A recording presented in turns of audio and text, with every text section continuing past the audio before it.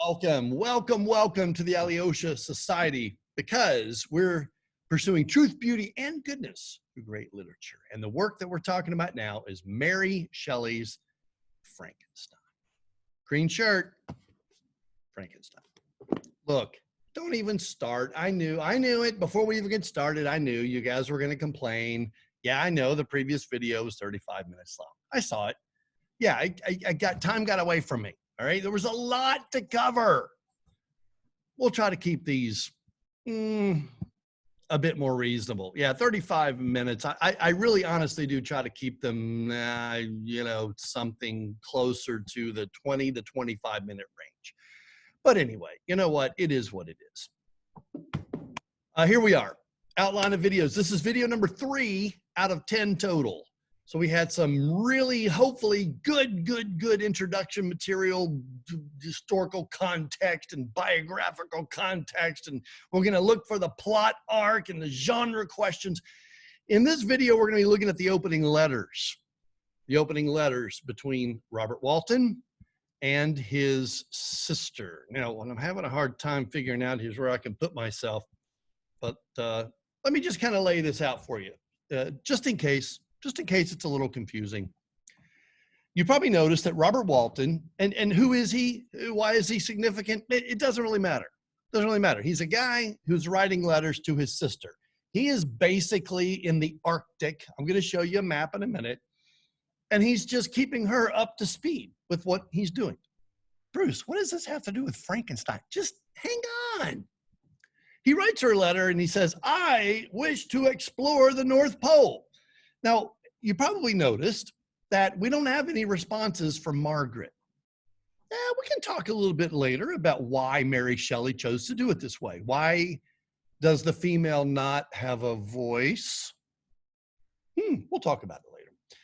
Anyway, all the letters are from Robert all the way through. There's never any letter from Margaret. This is a one-way epistolary novel. I know that seems odd.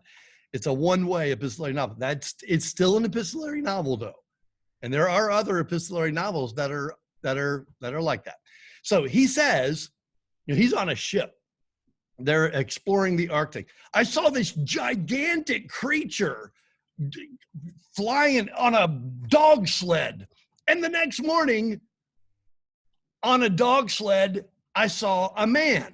Now he, of course, explains how this man is Dr. Victor Frankenstein. They help him up on the ship. He's a mess. He's like this close to death. And they clean him up and so forth. And then Victor tells Robert, okay, here's my story. And as he's telling Robert, Robert is conveying, see that whole thing, this portion of the book is a letter. I know it doesn't seem like it. The whole thing is a letter, that the fifth letter, I guess, that he's writing to Margaret. So that's the structure. Now, another way of looking at this, the literary critics call it a frame story. A frame story. Let me see if I can stick myself up here. You ever heard of a frame story? All right, you may have read a story that was a frame story, you just didn't know it. A frame within a frame story. So here's how it works. The outer frame here, our picture frame, that is basically the letter writing that's taking place between Robert and his sister Margaret. Okay, that's sort of like the outer frame, but that outer frame has an inner frame, and that is the actual tale that Victor is telling Robert, that Robert's conveying to his sister. So that's sort of, that's the tale within a tale, I guess you might say. So why would an author do it this way? There's all kinds of reasons. I believe that it's a very effective way to tell a story. But we'll get into that as we go through it. But one of the things that Mary Shelley's doing here is the conversation between Robert and Margaret. Of course, we're only getting the Robert side. He's sharing themes, ideas, planting little seeds. You might call them foreshadowings, that kind of thing, that are meant to prepare you and prepare me, the reader, for the story in the inner frame. Does that make sense? Here's a few I want you to look for: love, friendship, life, death, and science. So again, you may even look at it like this. Here's Robert, and he is writing letters to his sister, and he's telling the stories about his, his explorations. He kind of wants to be a pioneer. He wants to be the first man to discover this or that. He's in the Arctic, and it's the early 19th century. And as he's writing these letters, he's gonna share themes that are gonna come up in the story. So pretty cool, huh? Pretty smart, Mary Shelley. Yeah, she's preparing us for the story of Dr. Frankenstein and his family and the monster. Now, I want to go ahead and just lay out a character list to you. I do this sometimes when I'm reading a new novel. No plot spoilers. I don't want to do that. But just so that we're all kind of on the same page, we know who the main characters are. We have Robert Walton, who's on this expedition. Hang on. I'm going to show you a map, I promise. His sister, Margaret Saville, you'll notice Mrs. Saville that's referenced. That's just his sister. She's receiving the letters. We really don't know a ton about either one of them. Okay, Robert Walton and Margaret are not the main point of this. They're not the main characters of the story.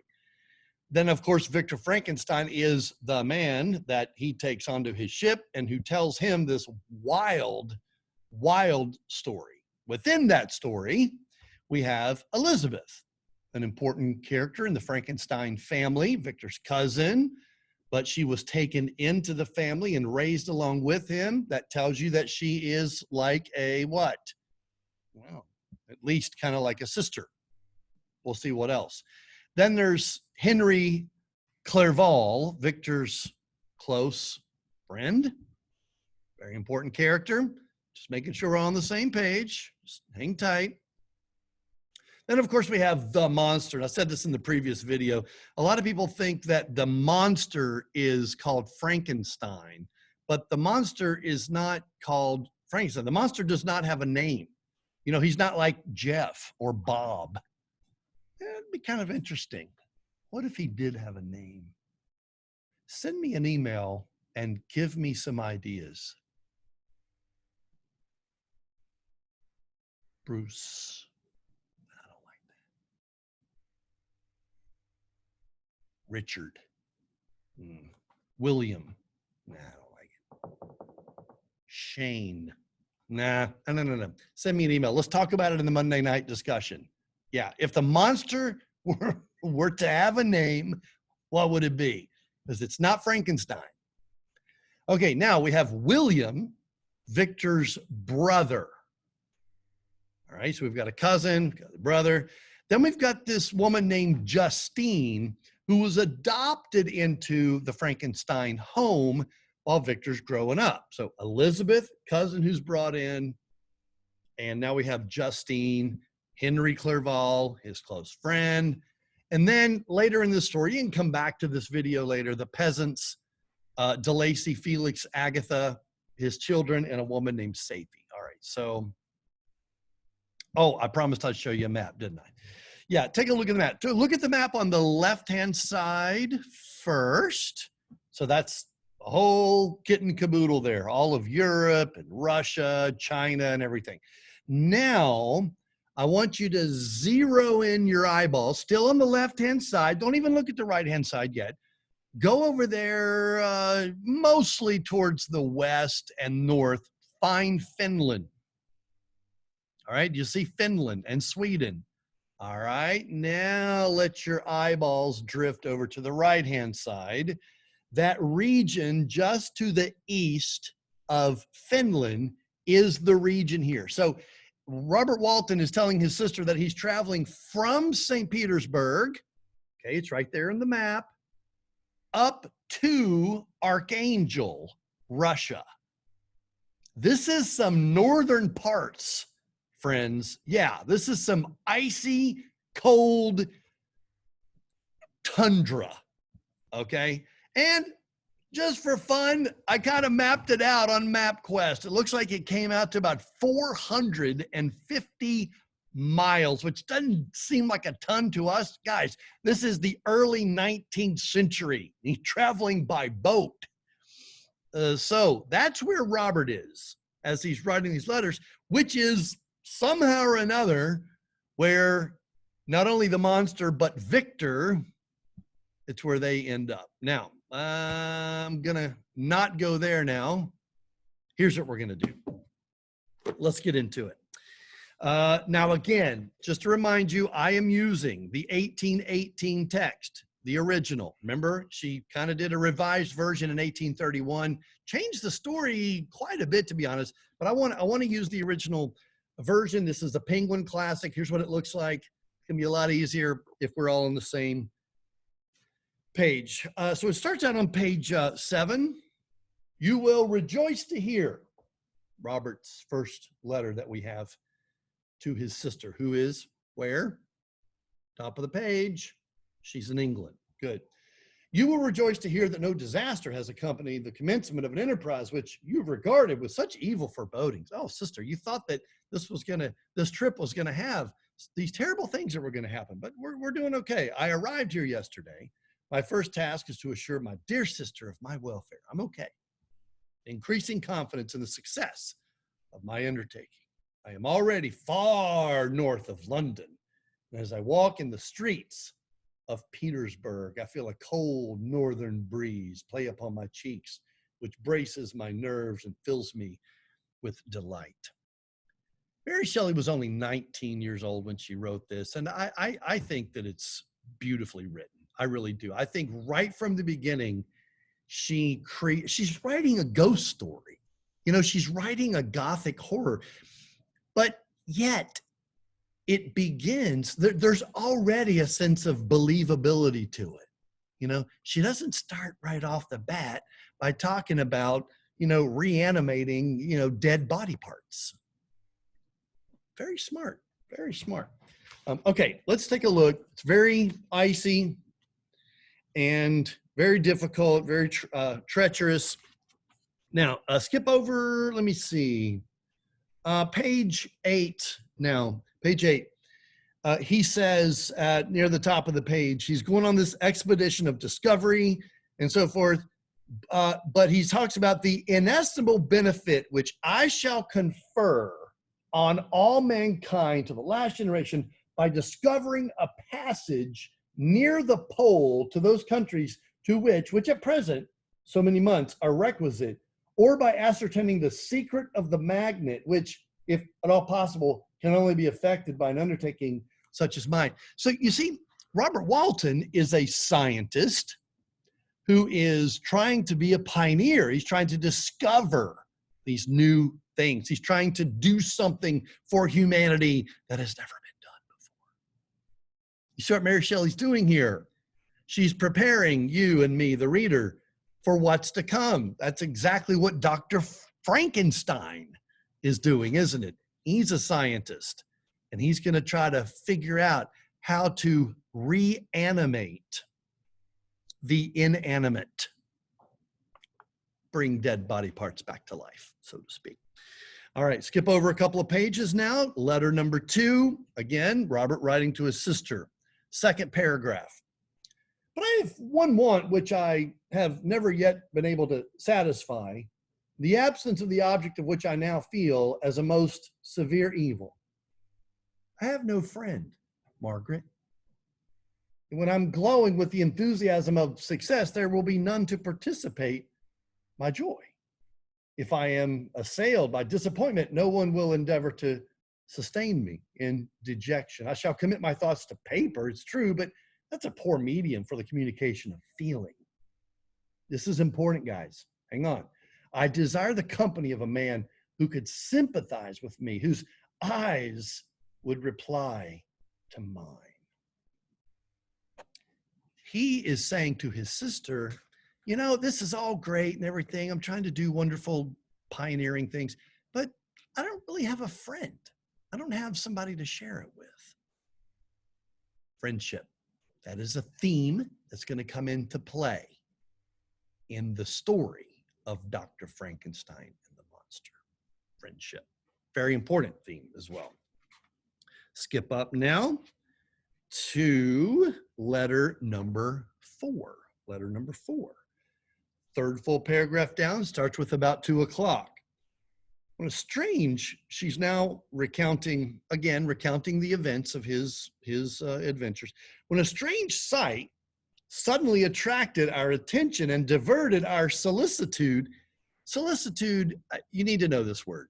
This is not, we don't use this word anymore. It's used all the time in 19th century literature, especially Jane Austen. It's used like 100 times in every Jane Austen novel. It just means care or concern. Care or concern about something. Solicitude. Okay, so back up. It diverted our solicitude, our concern, from our own situation. We perceived a low carriage fixed on a sledge and drawn by dogs pass on toward the north at a distance of about half a mile. A being which had the shape of a man, but apparently a gigantic stature, sat in the sledge, guided by the dogs. So he tells to his sister, one day we saw this giant thing. I don't even know what it was. We know what it was, don't we? It's the monster. Next page, he says, and then the next day, a sledge, another one of these dog sleds, but this time it was a European, which then appeared on deck. And the master said, here's our captain. He will not allow you to perish on the open sea. So the next day, Dr. Frankenstein. So at the beginning of the story is actually the end of the story. You see that? At this point in the story, Dr. Frankenstein is chasing the monster. Now, I'm not going to tell you what he's trying to do, but that's actually the end of the story. Dr. Frankenstein is now going to get up into the ship with Robert Walton, and he's going to tell the whole story. But it has already happened at this point. Does that make sense? We'll talk about in medias res, probably not in this lesson, but in another lesson. That's a technique that a lot of authors use, especially in ancient times. It means that the story begins in the middle of things.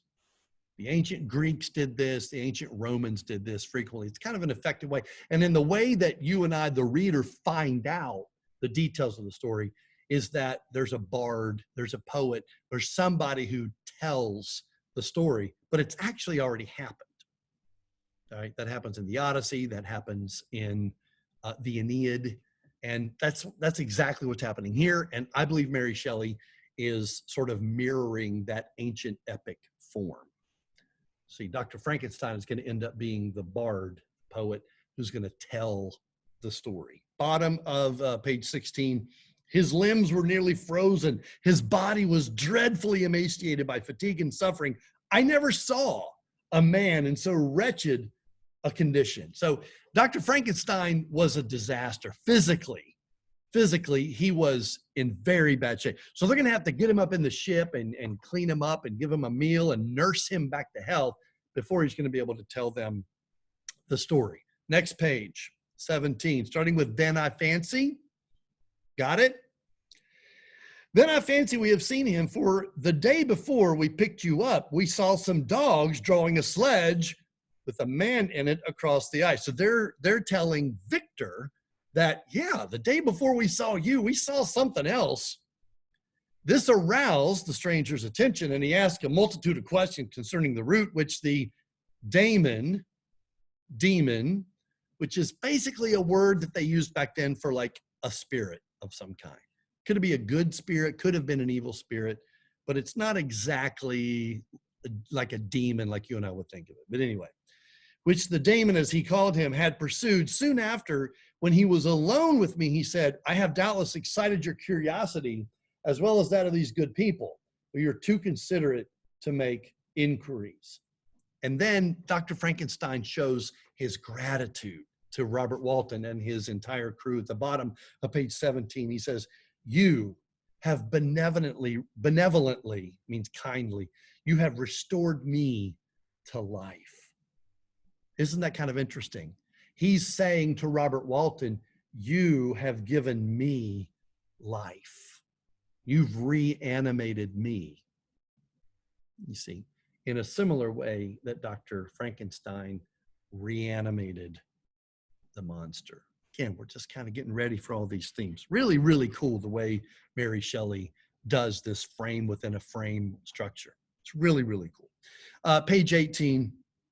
I said in one of my letters, my dear Margaret. See, sometimes you get so buried in the story in an epistolary novel that you forget that the whole thing, every bit of it, they're all letters that are being written.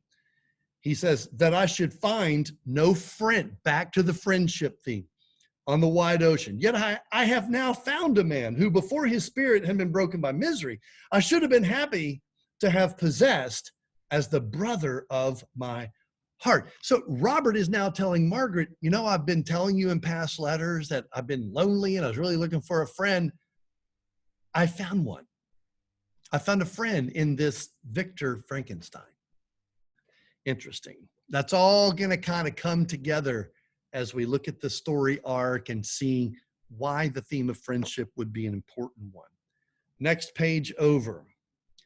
I agree with you, replied the stranger, in believing that friendship is not only a desirable, but a possible acquisition. Once again, Mary Shelley's really hammering this friendship theme. Bottom of page 19. Such a man has a double existence. He may suffer misery and be overwhelmed by disappointments. Yet, when he has retired to himself, he will be like a celestial spirit that has a halo around him, within whose circle no grief or folly ventures. So this is interesting here because it's almost like he's saying, you know, the Victor and the monster are sort of like doubles or mirror images of each other. Just hang on to that. I know if this is the first time you've read the story, you're like, Bruce, I don't even know the story yet. I know. I'm just planting seeds, trying not to spoil any plot. Yeah, maybe I'm doing a good job of that. Maybe I'm not. Last reference, and then we're going to wrap this up. Page 20. So this is the end of letter 4. So this takes us to the end of the opening letters, and then in the next video, we'll start with volume 1, chapter 1. Starting with yesterday, the stranger said to me, I had determined once that the memory of these evils should die with me, but you have won me to alter my determination. You seek for knowledge and wisdom as I once did, and ardently hope that the gratification of your wishes may not be a serpent to sting you as mine has been. I do not know that the relation of my misfortunes will be useful to you, yet if you are inclined, listen to my tale. I believe that the strange incidents connected with it will afford a view of nature which may enlarge your faculties and understanding. You will hear of powers and occurrences. And okay, so what he's doing here is Victor, again, this is where I think Mary Shelley is purposefully putting her work kind of sort of on the level of the ancient epics. This is exactly what Homer does. And it's also what Virgil does in the Aeneid, where at one point in the story, the hero, either Odysseus or Aeneas, if it's the Aeneid, is going to sit down to a friendly audience and he's going to tell the story. So it's all happening in medias res. So you as the reader, you're entering into the story in the middle of it. So Victor Frankenstein is now just like Odysseus, just like Aeneas. And not only that, in both cases, Aeneas and Odysseus were in bad shape. All right. They have been traveling across the Mediterranean Sea. They were tired. They had lost men. You know, they had gone through terrible, you know, situations. And the people that take them in are kind to them, show them hospitality. Then the hero tells his tale. And that's what Victor's going to do. But remember, it's still epistolary. In the midst of all that, it's the tale within a tale. Robert is recounting the events to his sister that Dr. Frankenstein is telling him. Now, be sure, my friends, that you check out let me double check it for you, because I'm trying to remember exactly what you're supposed to read. Yeah, so it's volume 1, chapters 1 through 5. So check out your outline of videos, volume 1, chapters 1 through 5. We'll recap and keep going from there. This is going to be a hoot, guys. This is going to be a hoot. I got my green shirt all the way through Frankenstein. It's going to be fun. See you in the next one.